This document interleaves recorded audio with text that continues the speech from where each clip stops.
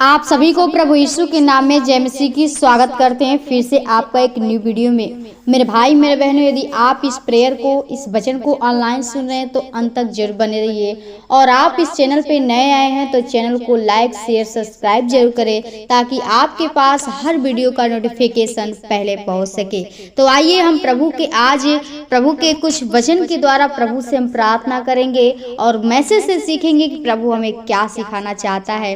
प्रियो, आप लोग प्रभु में बने रहिए और प्रभु की आज्ञा के अनुसार चलिए, प्रभु की व्यवस्था के अनुसार चलिए, क्योंकि परमेश्वर हर एक व्यक्ति के जीवन को बचाना चाहते हैं। परमेश्वर आपके जीवन में वो आनंद, वो खुशी देना चाहते हैं। लेकिन हम क्या करते हैं, आज हम संसार में भूल जाते हैं, हम भटक जाते हैं। लेकिन प्रियो, हमारा जो यीशु मसीह, जो परमेश्वर है, हमें अपने पास हमेशा बुलाता रहता है, हमेशा हमें खोजता रहता है और कहता है कि मेरे पास आओ, मेरे निकट आओ। परमेश्वर आपको अपने पास बुलाता है। प्रियो, आप जब प्रभु यीशु मसीह के नजदीक में जाएंगे, आप परमेश्वर की दृष्टि में, आप उसके अनुग्रह में होंगे, परमेश्वर आपकी ओर दृष्टि करेगा। और प्रियो, आपके जीवन में यदि किसी भी प्रकार की समस्या है, आप बीमारी के हालत में हैं, आपके जीवन में बहुत से प्रॉब्लम आ रही हैं, तो आप हमें कमेंट में बता सकते हैं, ताकि हम आपके लिए प्रार्थना कर सकूं।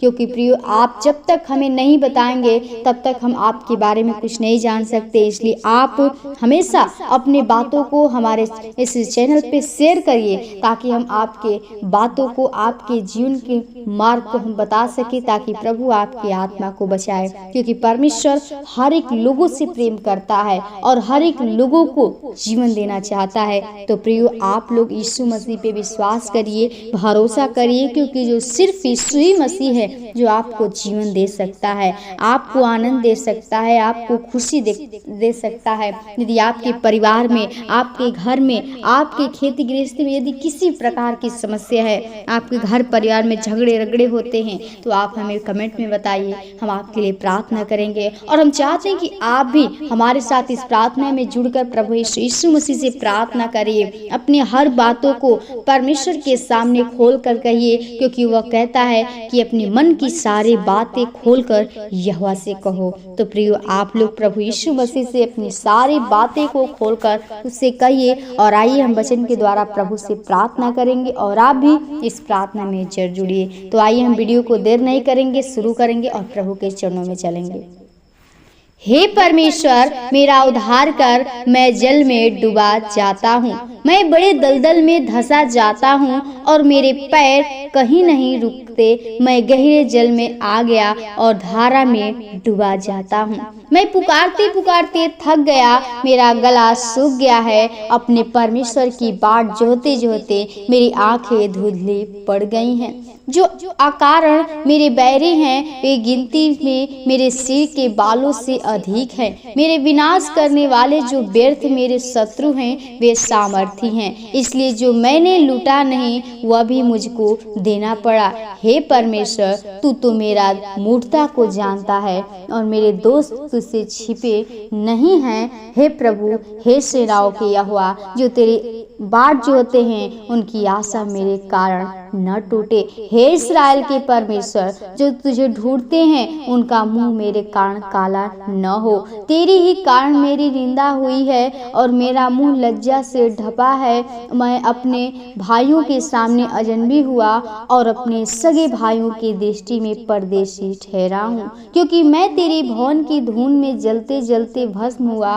और जो निंदा वे तेरी करते हैं, वही निंदा मुझको सहनी पड़ी है। जब मैं रोकर और उपवास करके दुख उठाता था, तब उससे भी मेरी नाम धराई ही हुई। जब मैं टाट का वस्त्र पहने था, तब मेरा दृष्टांत उनमें चलता था।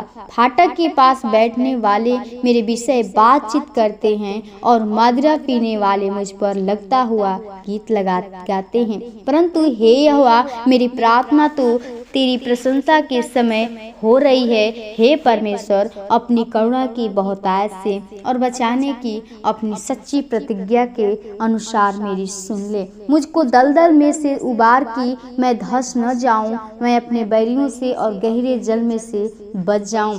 मैं धारा में डूब न जाऊं और न मैं गहरी में जल में डूब मरूं और न पाताल का मुंह मेरे ऊपर बंद हो।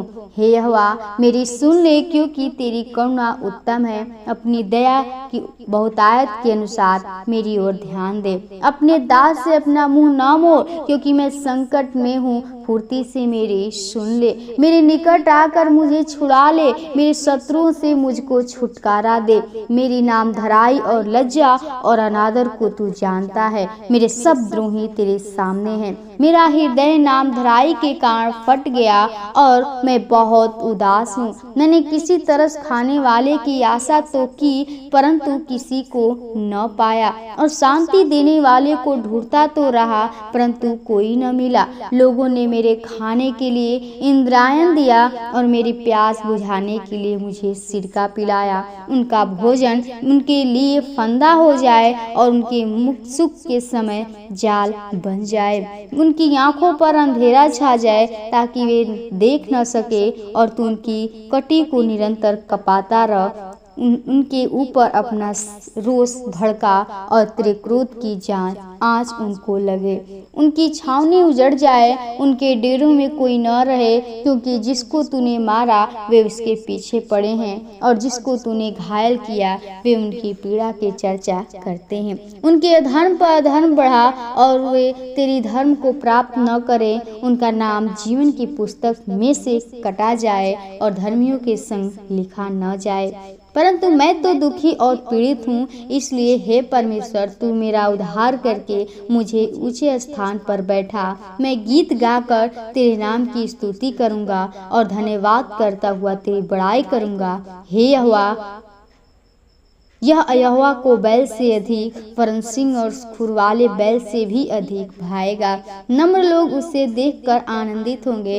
हे परमेश्वर की खोजियों, तुम्हारा मन हरा हो जाए, क्योंकि यहोवा दरिद्रों की ओर कान लगाता और अपने लोगों को जो बंदी है तुझ नहीं जानता। स्वर्ग और पृथ्वी उसकी स्तुति करे और समुद्र अपने सब जीव जंतुओं समेत उसकी स्तुति करे, क्योंकि परमेश्वर सिय्योन का उद्धार करेगा और यहूदा के नगरों को फिर बसाएगा, और लोग फिर वहां बसकर उनके अधिकारी हो जाएंगे। उसके दासों का वंश उसको अपने भाग में पाएगा और उसके नाम के प्रेम में उसमें वास करेंगे।